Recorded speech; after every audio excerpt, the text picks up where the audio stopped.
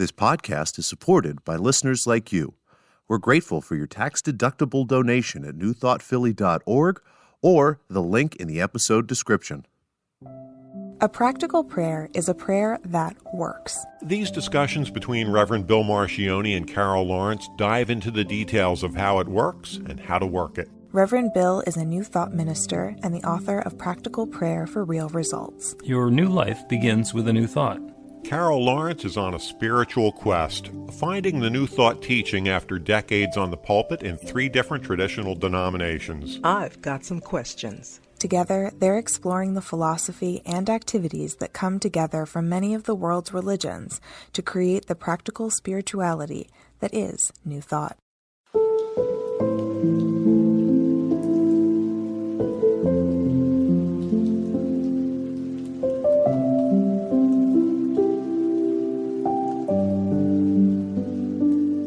Welcome to the Practical Prayer Podcast. I'm Carol Lawrence here with Reverend Dr. Bill Marcioni. We have a wonderful conversation to kick off what we're celebrating Pride Month, and that's about gay pride. And there was a question that came up about how might trans people use practical prayer when they're being attacked law-wise and physically and having to do with their safety. And also the broader picture about there's a lot of division that's going on inside of the gay community. So that's a perfect question for 2 straight people, so let's have at it. One might say, what nerve do you have? You know, you're going to discuss something that you're not even a part of. But I think we can do a little bit because it's a human problem. You know, exactly. It's a problem that everybody experiences or every group experiences at some point in its history or in its journey. So I can speak from my perspective because I am also from a group, so to speak. And I just see a lot of similarities. Oh, yeah, and I completely agree. And it's the tendency of groups to other groups that are somehow different than them. This is my tribe. And those are others, whether it's one band of others or everybody else is an other in their own various way. And it's the outsiders. And actually, as I was thinking about this, the old sort of tongue-in-cheek technique that I have to guarantee that humanity, all 8 billion of us, could come together in an instant is space aliens. If we have creatures who are capable of doing all the stuff that we're capable of doing and possibly even a little more, and they have 6 or 8 legs and 3 eyes, then suddenly humanity is all exactly the same. And there's those other guys. Yeah, I think, and I'm not sure, somebody will have to send us a note sometime this week to tell us where the actual starting point of this is. But I'll start from where I sit because I'm in a group. And in America, we're just all in bunches of groups, you know. So mine is African American, and African American female is another group. So I'm in a couple. And I think the same thing happens with every group. Let me just start as African Americans as a whole. The assumption is that we're a homogeneous group and that everybody thinks the same and moves the same. The notion of the Black community. The Black community. Like you're all going to go to the same picnic. And it's a nice notion, sort of a dream kind of notion. But believe it or not, there are so many differences within our community or within our culture.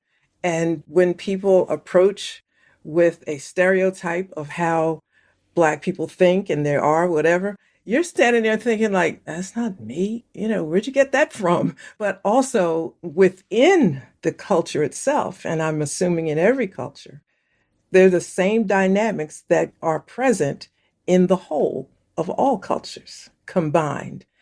And I don't know if that's unexpected. Do you know what I mean? I'm not sure if it's unexpected. For example, how about this? I served in 3 mainline denominations. The assumption is that the denominations are different.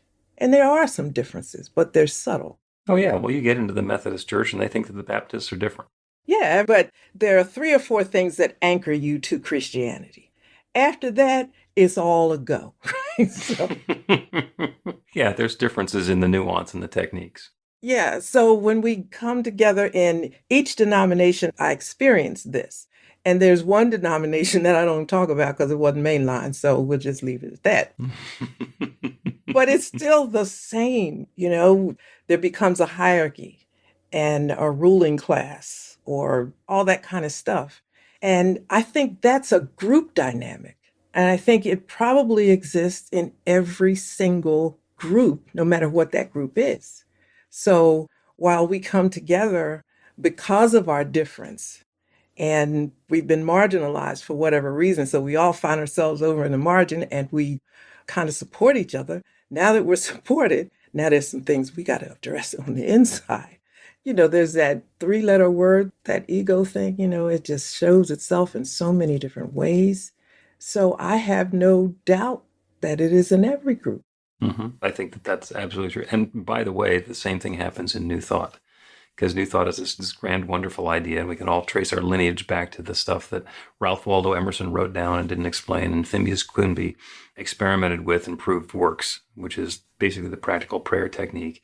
And Thomas Troward and Emma Curtis Hopkins put some feet on it so we could actually use it in the world.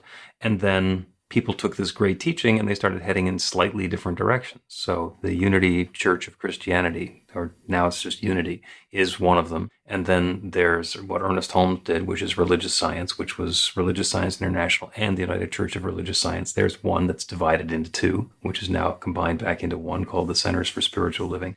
And then there was divine science, and there are other little ways that this is coming about. And there's some offshoots of Unity and some offshoots of divine science and all the rest of these.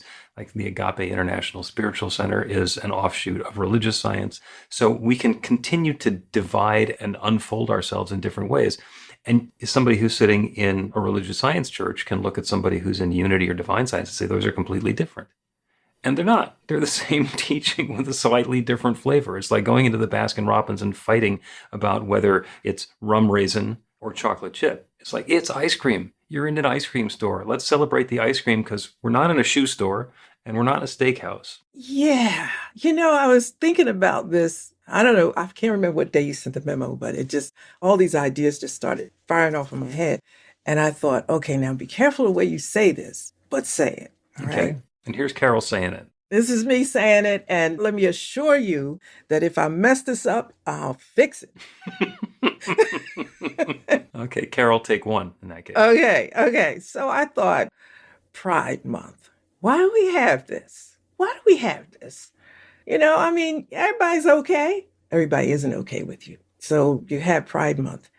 And I said, it's the same thing as Black History Month. It's African American, whatever, February. Black History Month is February. Yeah. Yep. And many of us are offended by that because what happens is when you have difference, you have to be special in some way to be recognized and say, I want to be appreciated and so forth, rightfully so. But, for me, it goes back to this. What the heck are we missing here? That we have to actually step out and demand to be recognized and respected and so forth.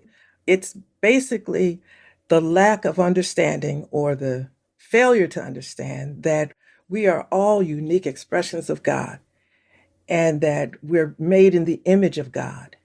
If you could just get that, just get that in your head or in our hearts, there would not be such a need to separate ourselves and say, hey, look at me, I'm worthwhile, I deserve respect, I deserve because then we could, as a human race, move to the next level of Christ consciousness or the next level of spirituality, whatever way you want to define it.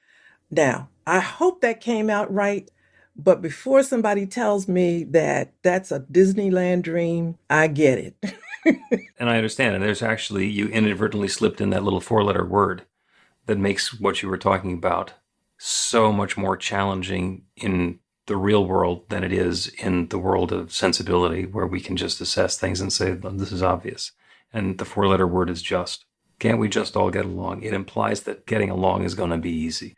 Can't we just acknowledge the intrinsic value of every human being? Well, that's a heavy lift for some people who have spent a lifetime feeling better about themselves because they're able to marginalize someone else. And I know exactly what you're saying. Why do we have to have Gay Pride Month? Okay, does that mean that the gay community can't be proud the other 11 months of the year? For 11 months, every time except February, we don't have to talk about Black history, and then we can ignore it. And the same thing happens, and I got into huge trouble about this at the very beginning of Black Lives Matter, when my observation was, yeah, Black Lives Matter, all lives matter.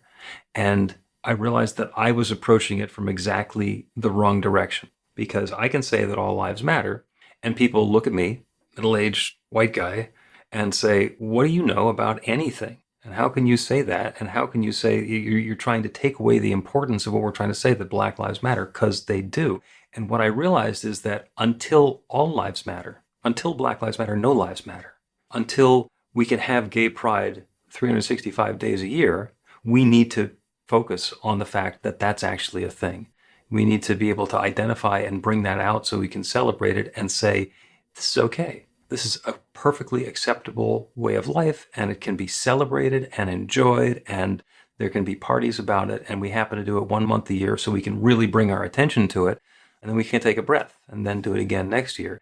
And the hope is that eventually we'll get to the point where it's not that important to have to do it, because it's part of the way that we are. I hope we get there, because with candidates for public office, that's put up as something.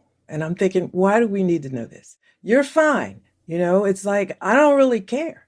I just want to know, what do you bring to the table? Are you going to do this job better than the last guy did it or the last sister did it? I don't really care. And that's me, because when people are talking and they've been hurt, they don't know who they're talking to. So I guess it's important to make a statement. But I just want the world to know that some of us are cool. We just want to be. There's that word, just. I don't know how to say it without that. I understand. I honestly understand. But I want so desperately for us to get to a place where it's not part of our resume, part of the human resume. We're just there with each other. And to be able to use just and have that be irrelevant means that it's not unjust, which in a lot of cases it is now. Let's take a break and continue talking about Pride Month. Learn to put practical prayer to work in your life. The steps are simple to learn and let you begin to get real results to create the life of your dreams immediately.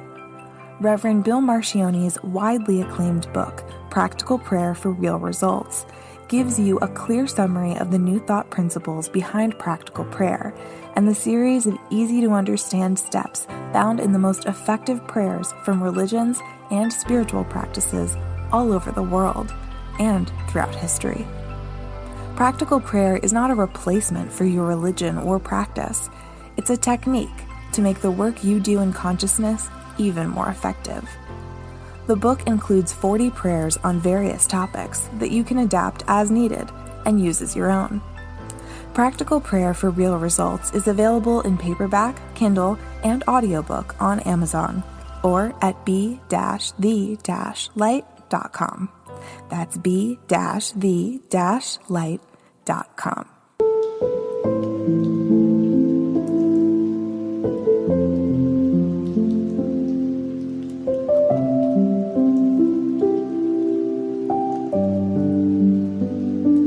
Welcome back to the Practical Prayer Podcast. I'm Carol, here with Reverend Dr. Bill Marcione. We are talking about Pride Month, and the question that we got from somebody who listens to the podcast is, how might trans people use practical prayer when they're being attacked law-wise and physically, having to do with safety? And then broadened out into the divisions within the, quote, gay community, as though there is one community which is where all the gay people hang out, which is not the case. And we're talking about how there's the tendency for us to divide and then subdivide our groups together. And at this point, I've been getting back to the primary question about trans people and the threat that they're under. Let's focus in a little bit on that, because that is the group that has become very easy for some politicians to want to attack. Yeah. Well, a lifetime ago, when I was in modeling school, and the agency was located in Center City, Philadelphia, and the classes were at night. And I was a young teenager at the time, maybe 15, 16, whatever. And I'd meet my mom or whoever was picking me up at a particular restaurant, and they would say, don't go in, just we'll meet you there. Well, don't tell a kid don't go in, you're going in, right? So I'm going with some of my friends, and there were the most beautiful, beautiful women in there. And I would stand there, I'm just in awe, because they were perfect. And they would just smile at me. And I'm thinking, but we're the ones that go to modeling school. We need to bring these women into where we are so that they can tell us what the deal is. I just walk up to them because I'd talk to anybody. And I just, your makeup is perfect, blah, blah, blah. And one woman came to me and said, you don't know who we are, do you? And, like they were just feeling sorry for this kid. And I'm like, no, like you just, all right, No, well. I don't. Who are you? And then I thought, well, maybe I just stumbled into where like stars were, people that were stars of some kind.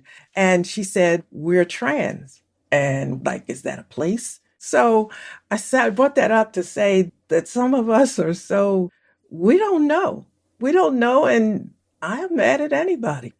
And she turned to her other friends and said, she's okay, which told me that, are there people that aren't okay with being in here? Like I just stumbled into a place that's not okay. What? And you're selling the same food. This is a nice restaurant, so I became a kind of accepted little thing that comes by from time to time. They knew my name and blah, blah, blah. And so I'm feeling really special in this special community.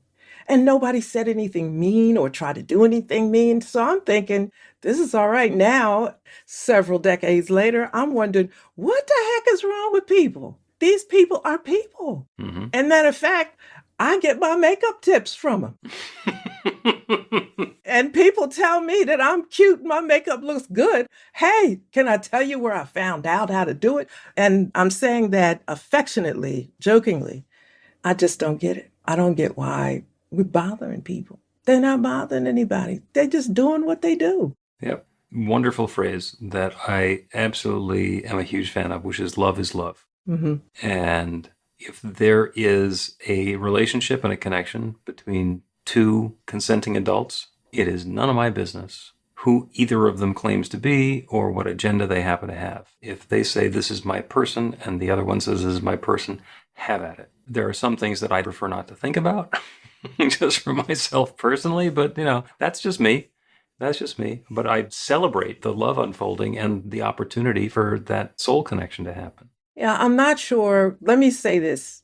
I have taken many, many hits in the Christian community because of the position that I have always had all my whole life. I just had it. I don't know why I had it that way. It's very much opposite of the community that I grew up in, and certainly not a welcomed position to have as a Christian minister. Now, things are changing. They're changing, but they're not changing enthusiastically, and they're a little bit slow. But I have always been pushed to the margin because I think weird. And, once they slap the label of a liberal on you, you're pretty much done where it comes to elevation.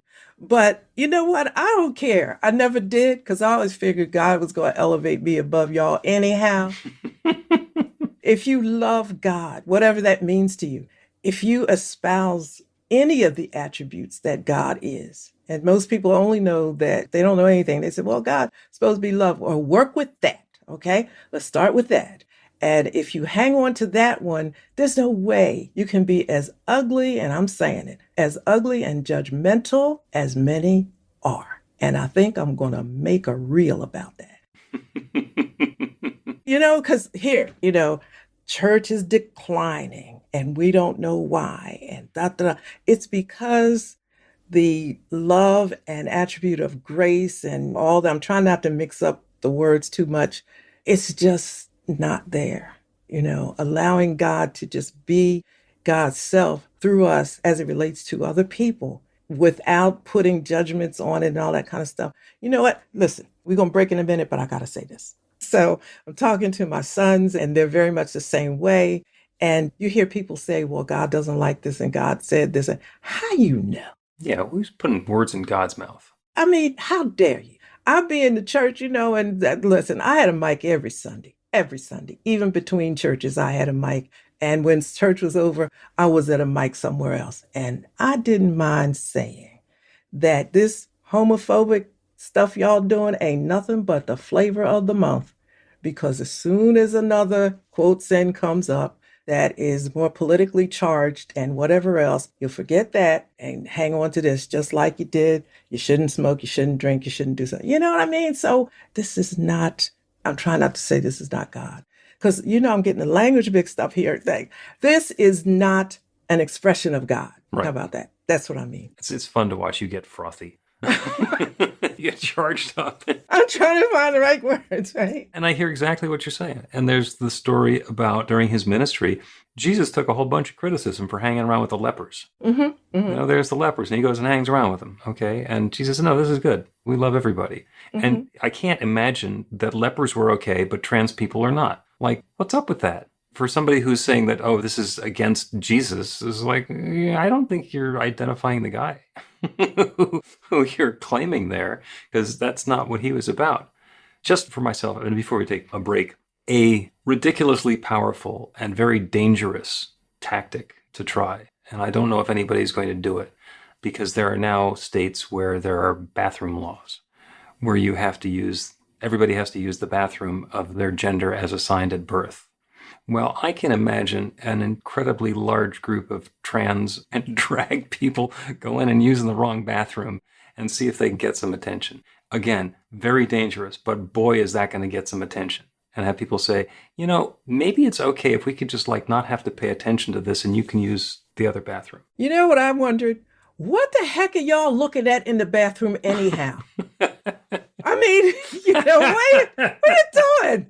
Just go take care of your business and get out. I don't care what the next person is doing. I never sent my children into the bathroom by themselves ever anyway, before this was ever an issue. And by the way, my kids are 35, 40, and 37, 38, something like that. I'm talking about a long time ago, before this was ever an issue. They never went in the bathroom by themselves. So what's the big deal now? You're not sending your kids in the bathroom by themselves. You go in, take care of your stuff, and leave. Mind your business. Mind your business. And go on, because you done messed up your day. I got you frothy again. This is great. I'm just all about treating everybody right. Stop all this nonsense y'all doing. Let's do another break, and then we're going to have a practical prayer on how that safety can come about.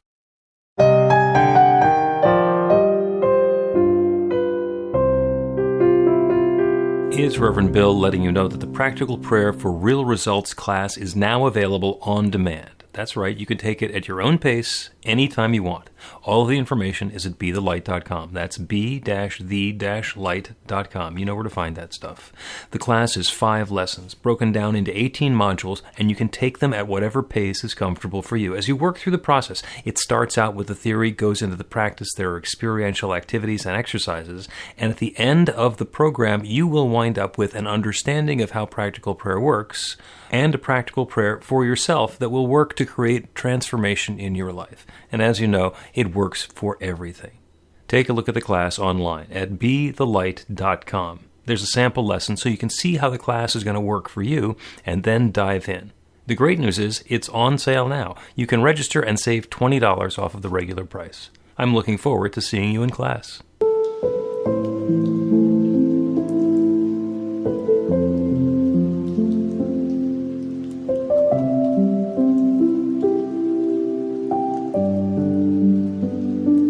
Welcome back to the Practical Prayer Podcast. I'm Carol here with Reverend Dr. Bill Marcioni. I'm still laughing at me getting frothed up.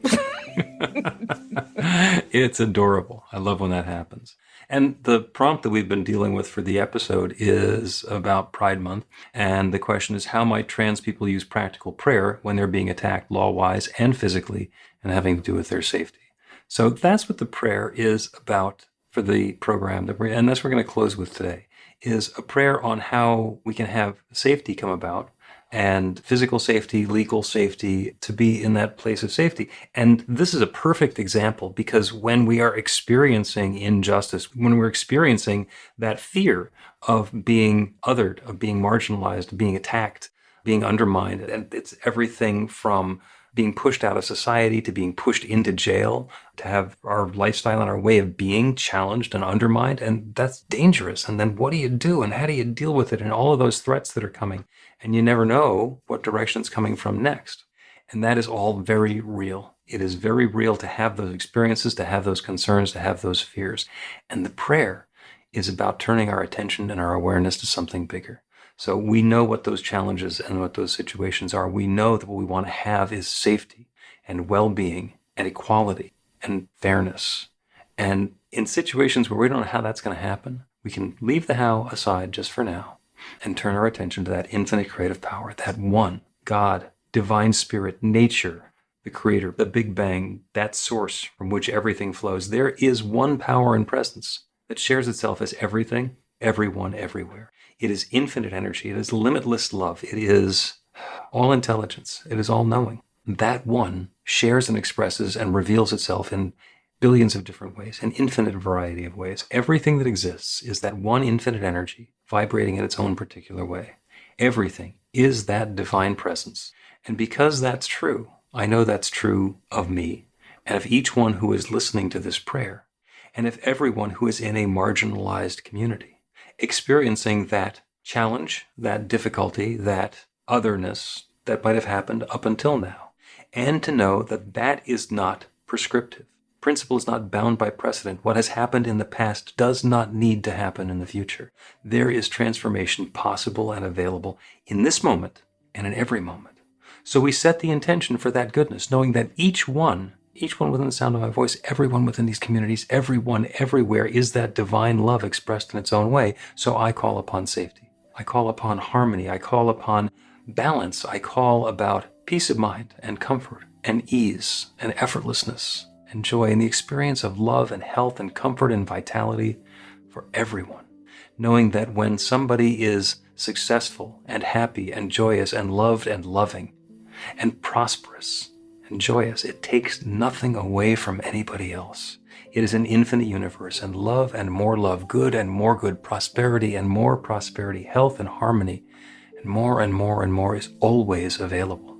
So that's what I call upon for everyone in their own way, to experience that love, that goodness, that harmony, to be that bright light of love that he or she or they are, and to know that love is at hand. And I'm grateful for it. I'm grateful for the ways that this is showing up. I'm grateful to be able to let go of the how and open to the wow, to know that this good is happening, and it's happening more quickly and more powerfully and more richly and more harmoniously than anybody could have imagined. When we turn it over to the infinite, fabulous is possible. Instantaneous is possible. Transformation is possible. And so I claim it. And with this intention for the good unfolding for each one involved, I speak this word and I release it into that creative law, the one that always says yes.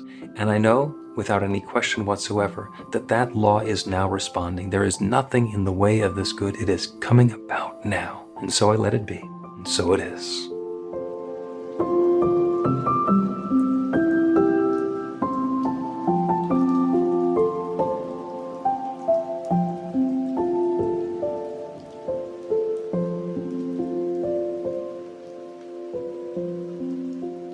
The Practical Prayer Podcast with Reverend Bill Marcioni and Carol Lawrence is a production of BeTheLight.com. be-the-light.com. where you can find more information about practical prayer for real results. Our theme is by Music of Wisdom. You can learn about the spiritual community of New Thought Philadelphia with daily guided meditations, Weekly celebrations of spirit and Reverend Bill's classes in practical spirituality at newthoughtphilly.org.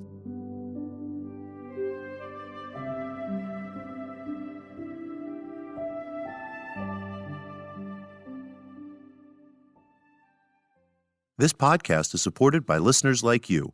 We're grateful for your tax-deductible donation at newthoughtphilly.org or the